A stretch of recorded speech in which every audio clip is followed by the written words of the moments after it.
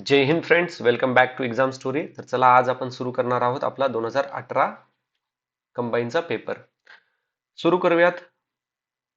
तर बघा, पहिले सुरुवातीचे जे प्रश्न आहेत हे करंट अफेअर रिलेटेड आहेत आणि आपली ऑलरेडी करंट अफेअरची महारिव्हिजन सिरीज चालू आहे. तर आपण ते करंट अफेअर रिलेटेड सर्व प्रश्न तिकडे डिस्कस करणार आहोत. तर पहिला करंट अफेअर दुसरा करंट अफेअरचाच आहे. ठीक आहे. आता प्रश्न क्रमांक 10 पहा. इवन दो हा पण करंट अफेअर रिलेटेड आहे, बट याच्यामध्ये स्टॅटिक खूप महत्वाचा पार्ट आपल्याला डिस्कस करायचा आहे. महाराष्ट्र राज्य महिला आयोगाचे महत्वाचे कार्य कोणते? The main function of Maharashtra state commission for women is. Maharashtra state commission of विमेनचं महत्वाचं कार्य कोणकोणते ते विचारले. राज्यातील स्त्रियांच्या सक्षमीकरणाच्या प्रगतीचे मूल्यमापन करणे, संविधानाच्या अनुच्छेद 38, 39, 39 सब क्लॉज ए आणि 42 मध्ये अंतर्भूत केलेली निर्देशक तत्वे अंमलात आणणे, राज्य विधानसभा व राष्ट्रीय स्वराज्य संस्थांमधील महिलांना निवडून देणे. का ऑप्शन चौथा आहे वरीलपैकी एक पण नाही. ठीक आहे. इंग्लिशमध्ये एकदा पाहूयात. Evaluate the process women empowerment in the state. DPSP चे आर्टिकल्स 38, 39, 39 सब क्लॉज ए आणि 42 ला इम्प्लिमेंट करणं. To conduct the elections of women for the state legislative assembly as well as local self government. किंवा option D आहे none of the above. आता बघा, आपल्याला माहिती आहे की स्टेट लेजिस्लेटिव्ह असेंब्लीचं इलेक्शन कोण करून आणतं?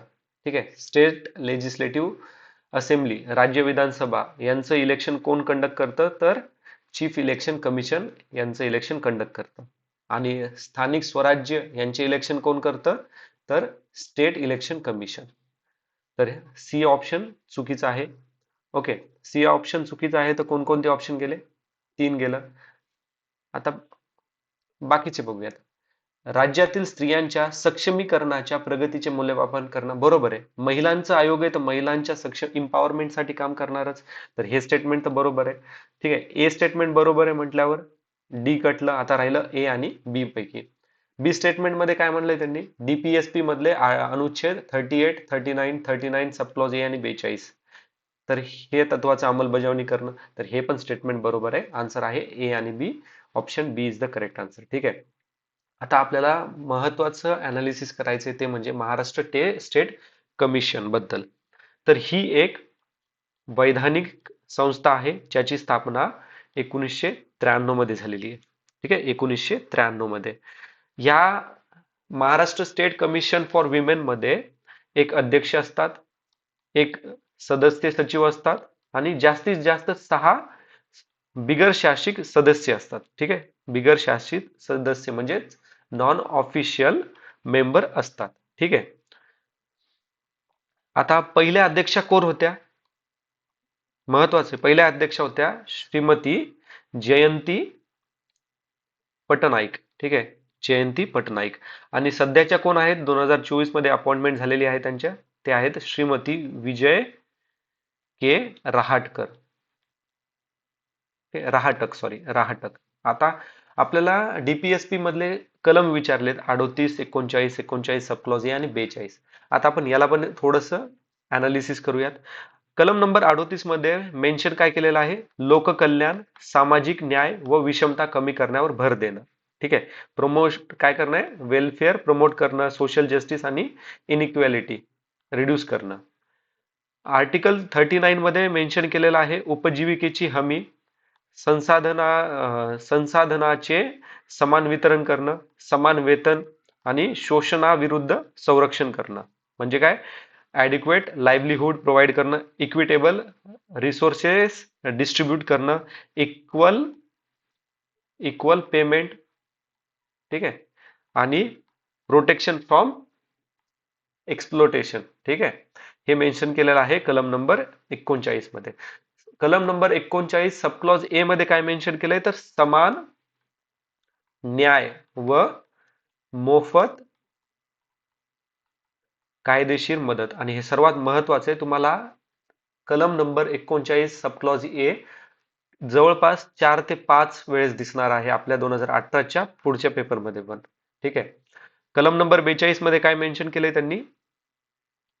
मानवीय व न्याय कामकाजांच्या अटी व प्रसूती सहाय्यता. प्रसूती सहाय्यता म्हणजे जर म्हणजे कलम नंबर 42 मध्ये त्यांनी काय मेन्शन केलंय, ह्युमन वर्किंग कंडिशन आणि मॅटर्निटी रिलीफ बद्दल त्यांनी मेन्शन केलेलं आहे. ठीक आहे, मानवी व न्याय कामकाजाची अटी आणि प्रसूती सहाय्यता. ठीक आहे, आता डीपीएसपी कोणत्या पार्ट मध्ये येतं, पार्ट 4 मध्ये येतं.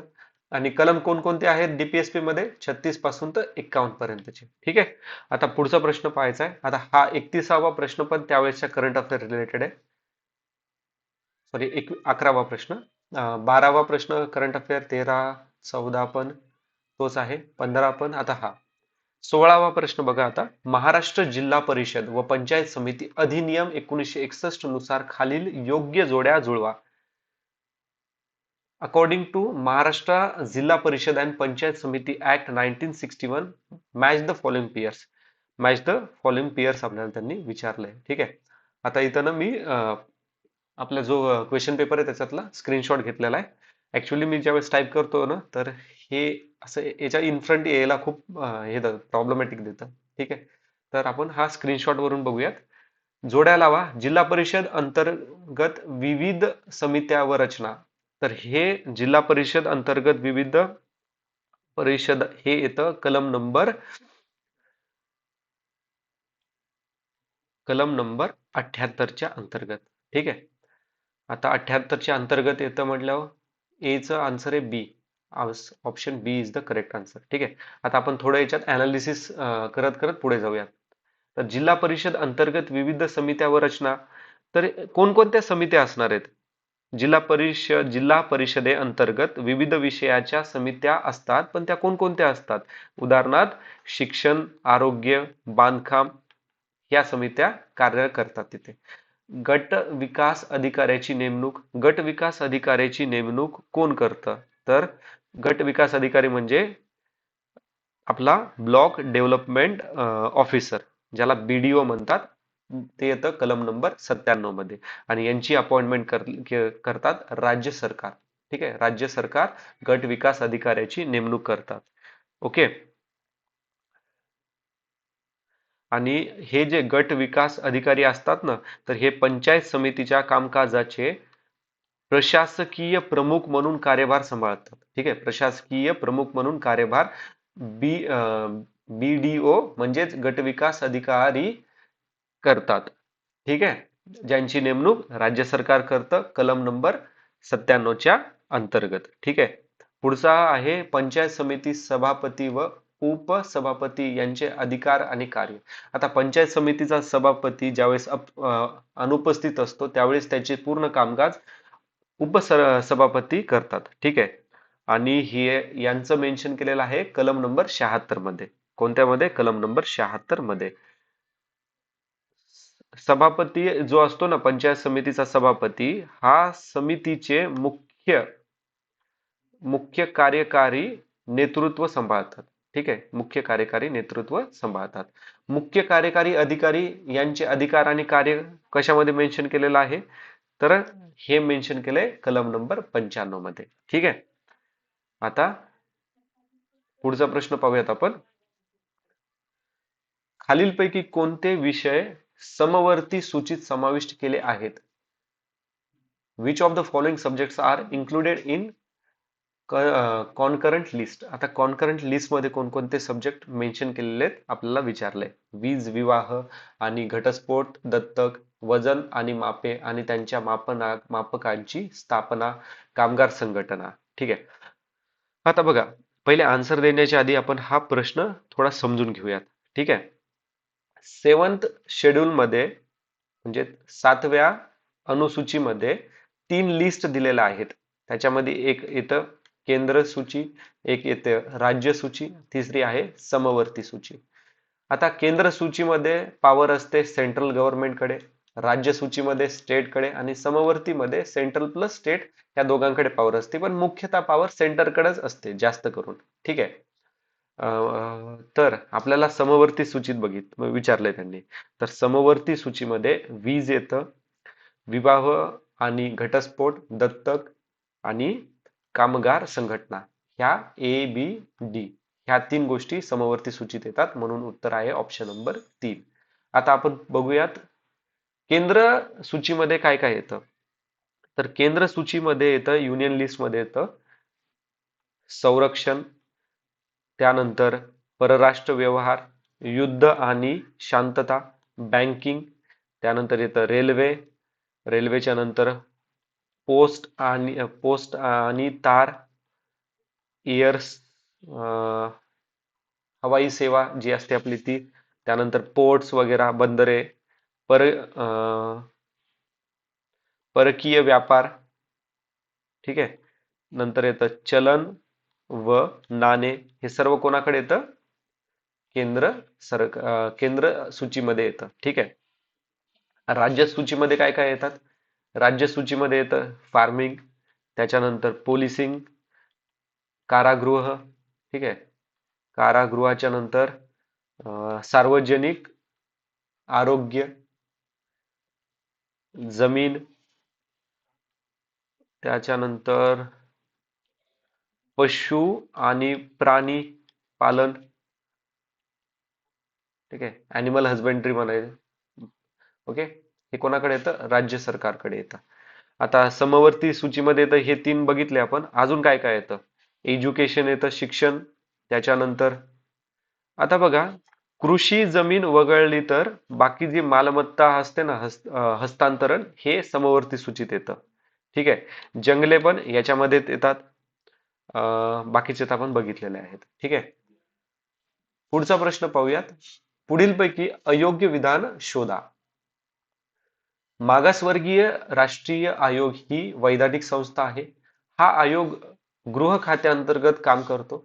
या आयोगाला इतर मागासवर्गीय व्यक्तींच्या तक्रारीचे लक्ष देऊन सोडविण्यासाठीचे अधिकार देण्या एवढे सक्षम करण्यात आलेले नाही. या आयोगाची स्थापना 1990 साली झालेली आहे, ठीक आहे.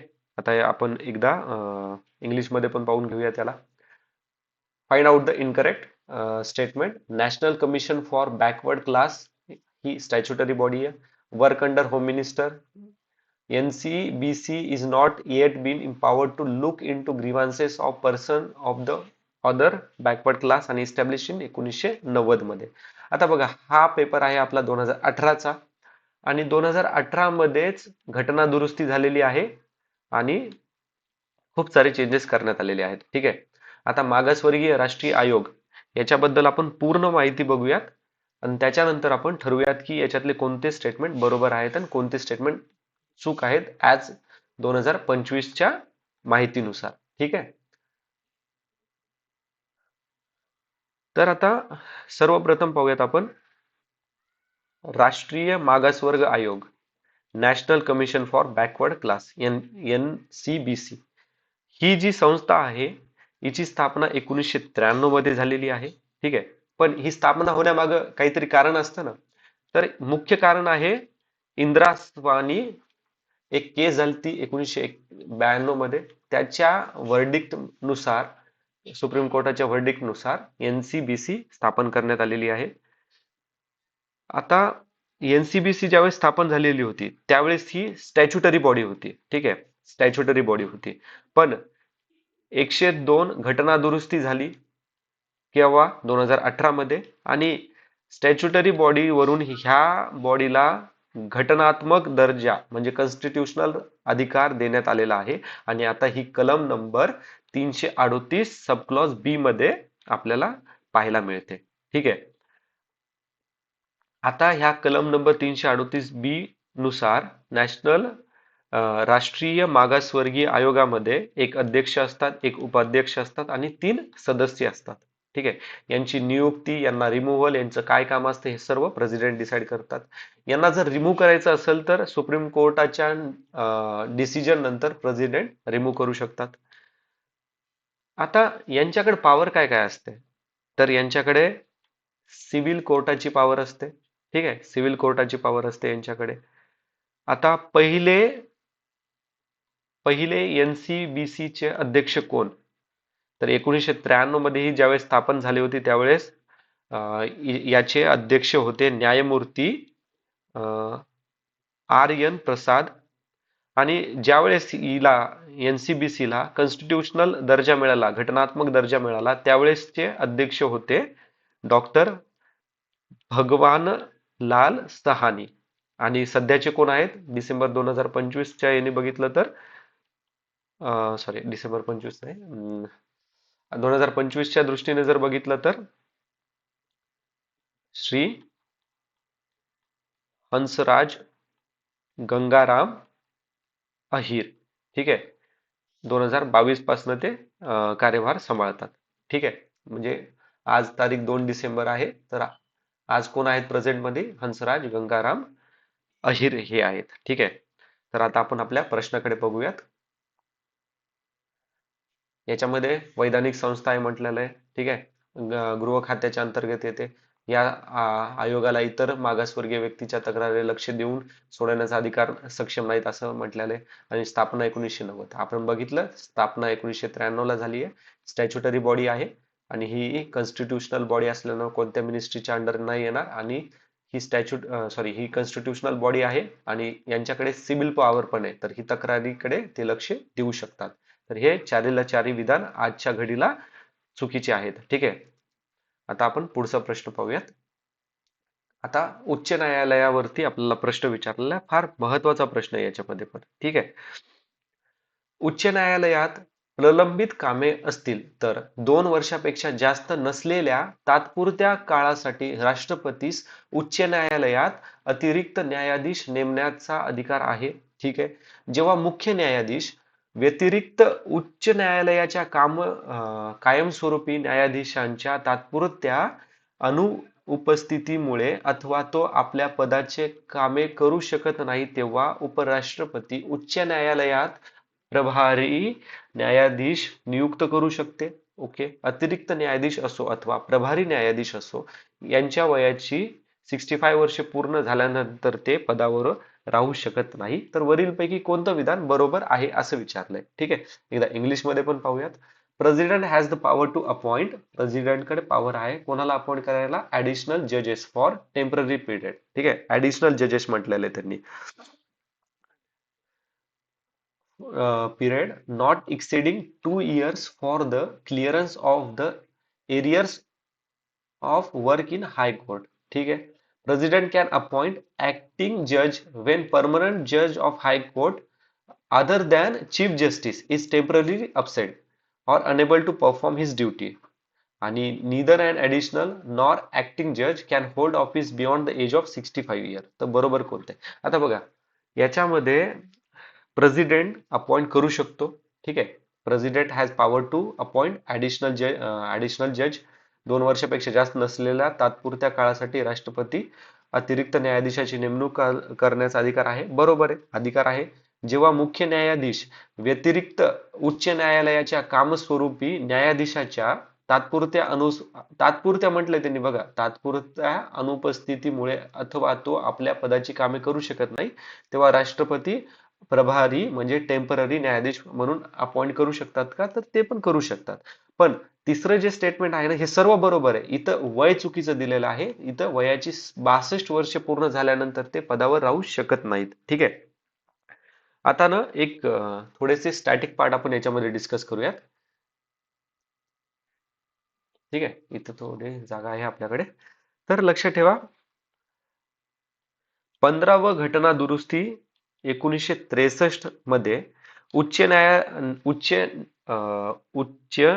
न्यायालय न्यायाधीश हायकोर्टाचा जो जज आहे ना, चीफ असो का जज आहे बाकीचा, तर यांची एज लिमिट जी होती ना, ती आधी होती 60, पण ती वाढून केली 62 वर्ष. म्हणजे करंट किती आहे त्यांची एज लिमिट? 62. आता यांचं अपॉइंटमेंट कोण करतात? चीफ जस्टिस ऑफ हायकोर्ट, हायकोर्टाचे चीफ आणि बाकीच्या जजेसची अपॉइंटमेंट कोण करतात? प्रेसिडेंट करतात. ठीक आहे. आता परमनंट असो किंवा ऍडिशनल असो किंवा ऍक्टिंग असो, ह्या सर्व जजेसची सर्वाधिक एज लिमिट 62 आहे. ठीक आहे.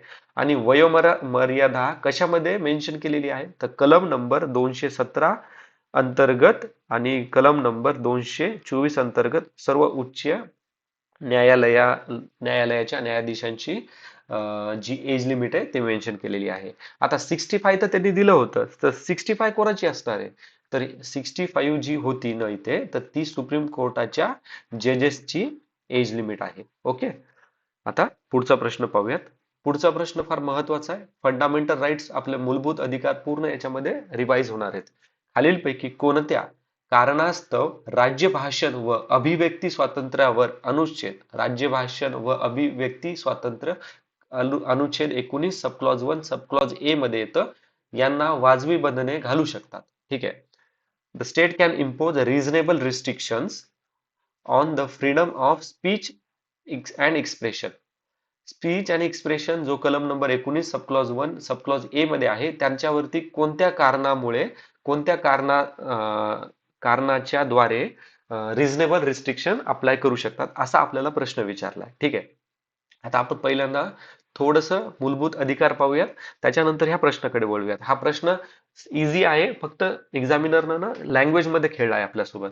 तर बघा, फंडामेंटल राईट्स म्हणजे आपले मूलभूत अधिकार पार्ट 3 मध्ये येतं. ठीक आहे. आता मी हे पार्ट 3 का नेहमी सांगतो की डीपीएसपी पार्ट 4 मध्ये, fundamental duty part 4 sub clause A मध्ये, कारण की एक्झामिनर ना याला पेअर मध्ये विचारतो आणि आपल्याला असं वाटतं की हा कन्सेप्ट सोपा आहे, बट ऍट द एक्झाम टाइमच्या प्रेशरमध्ये ना आपण इथं विसरतो. म्हणून एवढ्या वेळेस रिवाइज करायचंय की ते आपल्या अनकॉन्शियस माइंड मध्ये फिट झालं पाहिजे. ठीक आहे. झोपेतून जरी विचारलं तरी तुम्हाला लक्षात येईल असं. तर ठीक आहे. फंडामेंटल राईट कलम नंबर 12 पासून तर 35 पर्यंत. ठीक आहे. आता याच्यामध्ये आपल्याला बघायचं आहे कलम नंबर 19 मध्ये. बघा, मूलभूत अधिकार हे पूर्णपणे असे तुम्हाला असे पूर्ण मूलभूत अधिकार हे दिलेले असतात, पण विथ रिझनेबल रिस्ट्रिक्शन दिलेले असतात. ठीक आहे. मूलभूत अधिकार म्हणजे तुम्ही काही पण जाऊन करणार असं नसतंय, त्यांच्यावरती काही मूलभूत अधिकार काही रिझनेबल रिस्ट्रिक्शन्स असतात. तर भारताच्या ज्या कॉन्स्टिट्यूशन आहे ना, त्या कॉन्स्टिट्यूशनने आर्टिकल 19 सब क्लॉज 2 मध्ये काही रिझनेबल रिस्ट्रिक्शन पण दिलेली आहेत आणि कलम नंबर 19 सब क्लॉज 1 मध्ये काही मूलभूत अधिकार पण दिलेली आहेत. त्याच्यामध्ये कलम number 19 sub clause 1 sub clause A मध्ये मेन्शन केलेलं आहे त्यांनी, कशाबद्दल? Right to freedom of speech and expression. ठीक आहे. Freedom of speech and expression, राज्य भाषण व अभिव्यक्ती स्वातंत्र्य. तर ह्या राज्य भाषण आणि अभिव्यक्ती स्वातंत्र्य जरी दिलेलं आहे, पण याच्यावरती कलम नंबर 19 सब क्लॉज 2 च्या अंतर्गत काही कारणासाठी याच्यावरती पण रिझनेबल रिस्ट्रिक्शन आपण लावू शकतो. ते कारण कोणकोणते आहेत? तर ते कारण आहेत न्यायालयाचा अवमान, परदेशातील मित्रत्वाचे संबंध, भारताचे सार्वभौमत्व व अखंडता आणि सभ्यता अथवा नीतिमत्ता. तर आन्सर आहे ए, सी, डी, ई.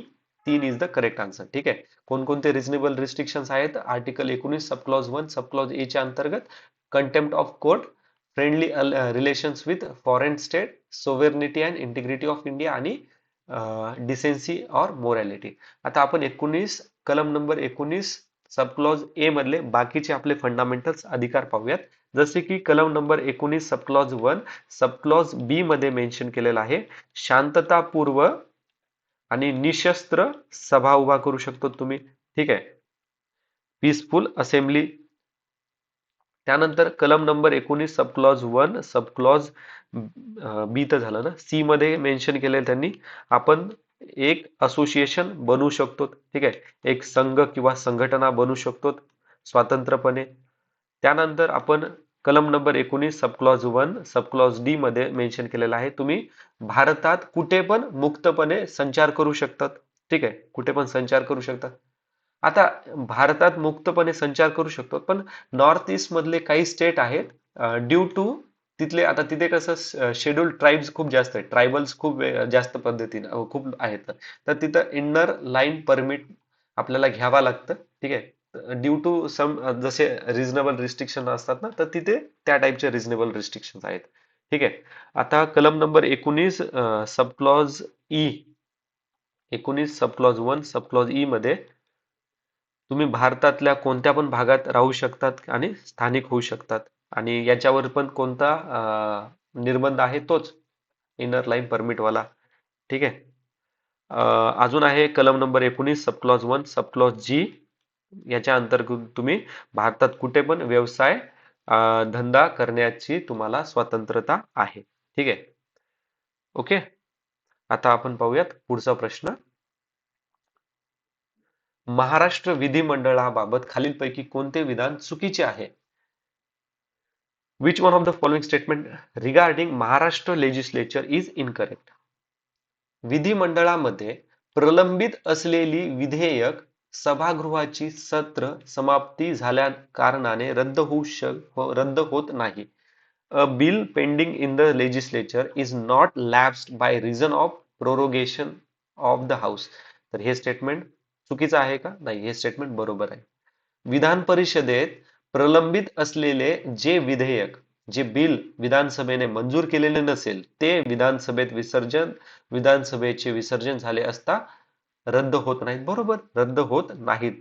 ठीक आहे. A bill pending in the legislative council which has not been passed, कारण की ते पासच झाले नाहीत ना, मग ते पास झाले नाहीत कोणा by legislative assembly is not lapsable on dissolution of assembly. हे तर नाहीच आहे. तर हे पण स्टेटमेंट बरोबर आहे. जे विधेयक विधानसभेत प्रलंबित असेल किंवा विधानसभेकडून मंजूर होऊन विधान परिषदेत प्रलंबित असेल, ते विधेयक विधानसभेचे विसर्जन झाले असता रद्द होते. तर हे रद्द होते, हे स्टेटमेंट बरोबर आहे. ठीक आहे. A bill pending in the legislative assembly. ठीक आहे. एक बिल आहे लेजिस्लेटिव्ह असेंब्लीमध्ये पेंडिंग आहे. और which have been passes by legislative assembly is pending in the council is lapse on dissolution of assembly. आता बघा, असेंब्लीमध्ये काय केले, इंट्रोड्यूस झाले, तिथं पेंडिंग वरती आहे आणि पुढच्या असेंब्लीमध्ये गेलेले, ठीक आहे, पास झालेले म्हणाले त्यांनी. तर मग ज्यावेळेस ज्यांनी बिल तयार केलं होतं आणि ते ज्यांनी बिल तयार केलेलं आहे आणि तेच नाही राहिले, तर मग बिल राहणार का? ते पण रद्दच होणार ना, ते विसर्जन झाल्यानंतर. ठीक आहे. तर ऑप्शन आहे 4 याचं, यापैकी एकही स्टेटमेंट इनकरेक्ट नाहीये असं आन्सर आहे. आता महाराष्ट्र लेजिस्लेचर याच्याबद्दल ना आपण महत्वाचे पूर्ण घटक डिस्कस करूयात. आता एक लक्षात ठेवा, भारतातील 6 राज्यांमध्ये बायकॅमरल स्टेट आहे. ओके, द्विसदनी राज्य आहेत. ठीक आहे. आणि ती द्विसदनी राज्य कोणते? आंध्र प्रदेश, ठीक आहे, बिहार, यूपी, त्याच्यानंतर बिहार, यूपी, आंध्र प्रदेश, तेलंगणा, महाराष्ट्र, कर्नाटक. ठीक आहे. अशा पेअर मध्ये लक्षात ठेवा. आता लेजिस्लेटिव्ह काउन्सिल, ठीक आहे, लेजिस्लेटिव्ह काउन्सिल म्हणजे काय? विधान परिषद. विधान परिषद. तर लेजिस्लेटिव्ह काउन्सिल, विधान परिषद हे विसर्जित होत नाहीत, म्हणजे हे परमनंट काउन्सिल आहे. आणि विधानसभा विधानसभा विधानसभा विधानसभामध्ये एक लक्षात ठेवा, आता विधानसभा आणि विधान परिषद असणारे हे 6 राज्य झाले. ठीक आहे. आता जर विधानसभा म्हणजे आपली लोकसभा टाईप आहे. ठीक आहे. विधान परिषद म्हणजे आपली राज्यसभा टाईप आहे. ठीक आहे. च्या प्रकारामध्ये मोठं म्हणजे कम्पेअर करायचं झालं तर असं करूयात समजण्यासाठी. ठीक आहे.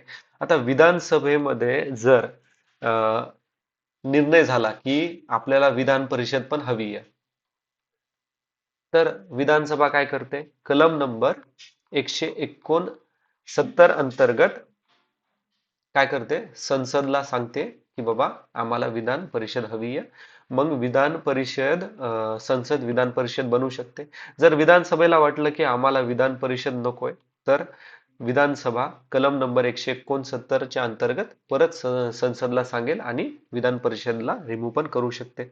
ठीक आहे. आता याच्यामध्ये ना थोडे महत्वाचे बिल बद्दल आपण बघूयात.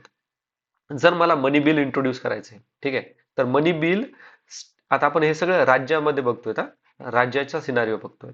तर मला मनी बिल इंट्रोड्यूस करायचं असेल तर मी फक्त आणि फक्त असेंब्ली मधूनच मनी बिल इंट्रोड्यूस करू शकतो. ओके, विधान सभामधूनच मी काय करू शकतो, मनी बिल इंट्रोड्यूस करू शकतो. विधान परिषदमध्ये मी मनी बिल इंट्रोड्यूस करू शकत नाही, फक्त विधानसभा. ठीक आहे, विधानसभा. आता विधानसभा ही टेम्पररी असते, विधान परिषद ही परमनंट असते. पण विधानसभेकडे जास्त पॉवर आहे, कारण की ते मनी बिल इंट्रोड्यूस करतात.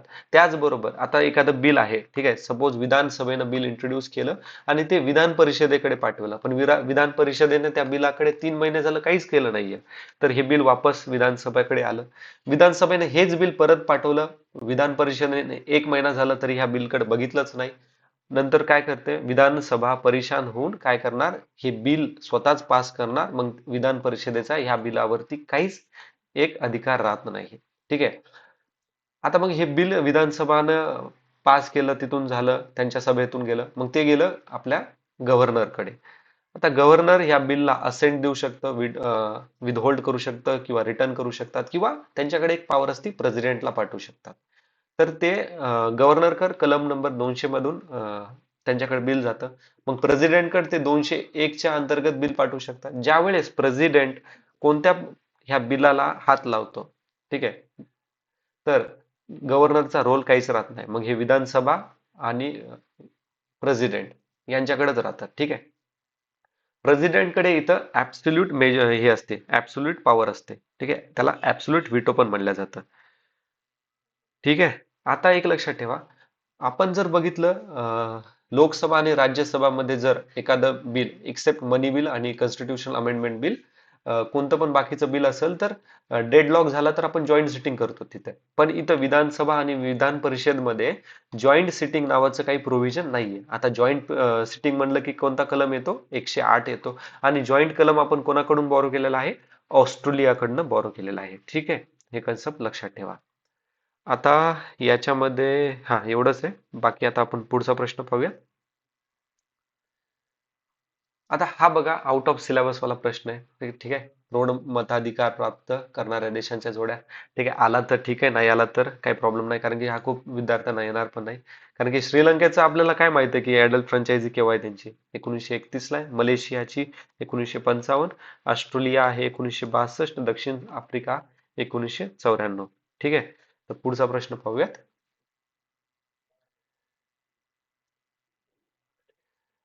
हा, आता लँग्वेज वरती प्रश्न आहे, महत्वाचा प्रश्न आहे आपल्यासाठी. पुढीलपैकी अयोग्य जोडी किंवा जोड्या शोधा. अनुच्छेद दिलाय आणि तरतूद विचारले. तर कलम नंबर 342 मध्ये संघाची अधिकृत भाषा, 345 मध्ये सर्वोच्च न्यायालय आणि उच्च न्यायालय कायदे विधेयक इत्यादीसाठी वापरण्याची भाषा, 348 घटक राज्यांची अधिकृत भाषा आणि अनेक भाषा, 351 हिंदी भाषेच्या विकासाचे निर्देशक. तर याच्यातलं बरोबर अयोग्य विधान आपल्याला त्यांनी विचारलंय. बरोबर आहे 343 आणि 351चं. बी आणि डी हे चुकीचे विधान आहेत. ठीक आहे. आता आपण पूर्ण 341 ला व्यवस्थित पाहूयात. 341 नुसार,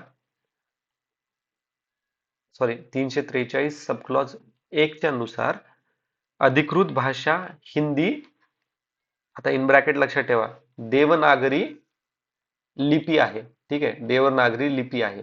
अधिकृत भाषा हिंदी, देवनागरी लिपी आहे. लक्षात ठेवा, लिपी आहे. ठीक आहे. त्यानंतर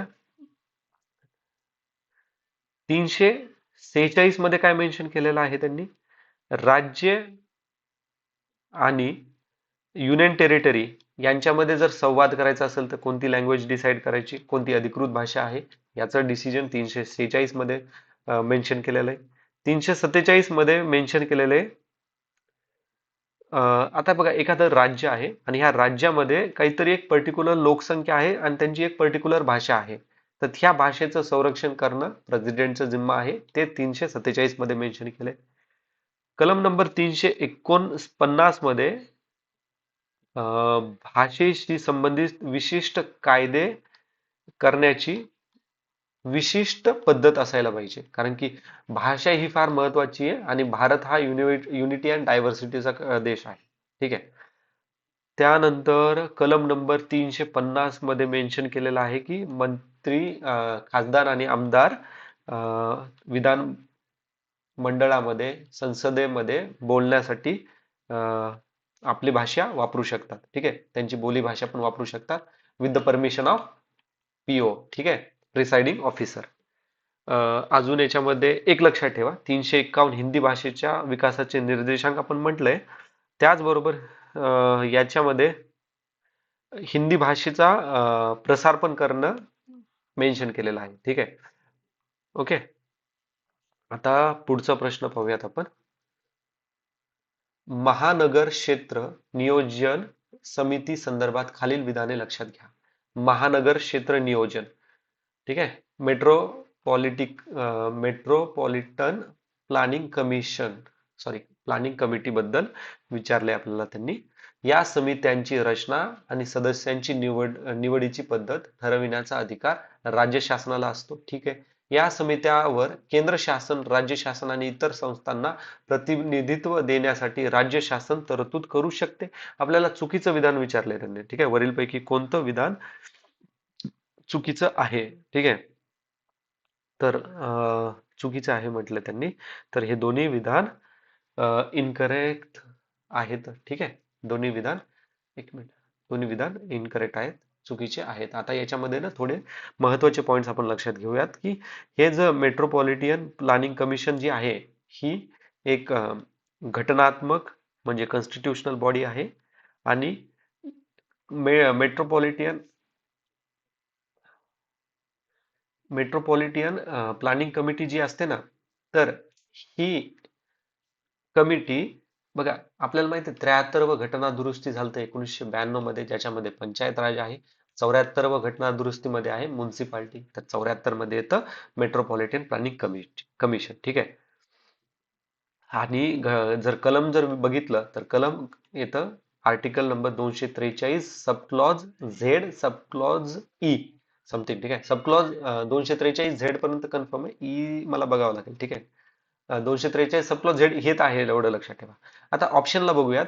composition and the manner of election of members of such committee. आता इलेक्शनची निवडणुकीची पद्धत यार कोण बघतं रे? स्टेट इलेक्शन कमिशन बघतं ना, राज्य शासनाकडे नसतं ते. आणि इतर प्रतिनिधित्व देण्यासाठी राज्य शासन तरतूद करू शकतं असं काही मेन्शन केलेलं नाहीये. ठीक आहे, त्याच्यामुळे उत्तर आहे 2. हे दोन्ही स्टेटमेंट चुकीचे आहेत. आता पुढचा प्रश्न पाहूयात. आजचा शेवटचा प्रश्न पाहूयात मित्रांनो. खालीलपैकी कोणत्या राज्यात अनुसूचित जमातीसाठी लोकसभेच्या जागा राखीव आहेत? आता कोणतं स्टेट आहे असं जिथं लोकसभेच्या जागा राखीव आहेत? तर ते स्टेट आहे ओडिसा. ठीक आहे, ऑप्शन नंबर 2.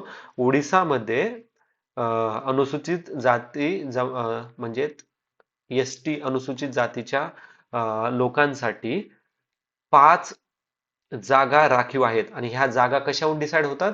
त्यांच्या पॉप्युलेशनच्या रेशोनुसार डिसाईड होतात. आणि याची तरतूद कोणत्या कलम मध्ये मेन्शन केलेली आहे? तर 330 कलम मध्ये याची याच्याबद्दल आपल्याला पाहायला मिळतं. ठीक आहे मित्रांनो, आता बाकीचे प्रश्न आपण नेक्स्ट व्हिडिओमध्ये पाहूयात. जर तुम्हाला काही डाऊट असेल आजच्या प्रश्नामध्ये, तर मला प्लीज कमेंट बॉक्समध्ये टाइमलाईन सह मेन्शन करा, किंवा काही डाऊट्स असेल तुम्हाला कोणते पण, तर मला टेलिग्रामवरती DM करू शकता तुम्ही. Okay, thanks for watching. See you in next video. जय हिंद, टेक केअर.